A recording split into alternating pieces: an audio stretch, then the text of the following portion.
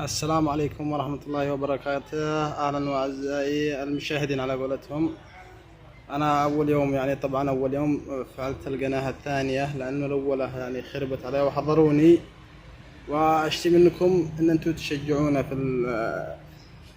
بالقناة، وإن شاء الله لأنهم طلبوا مني أنا مقاطع خاصة فيني أنا وليس من أي واحد، وإحنا نشتي إن شاء الله نبغى منكم بس تشجعونا وتشتركوا بالقناة وتساعدونا فيها، لازم إن شاء الله عشان نقدم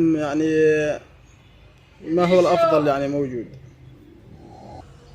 طبعا بنقدم مشاريع، بنقدم مثلا نعلم، ندي أشعار، ندي كذا، ندي من جميع أنواعها طبعا، والأمور إن شاء الله بتمشي على أحسن حال. وأي حاجة أبو راشد موجود، أي شيء أبو راشد لا تخافوا، في خدمة الشعب.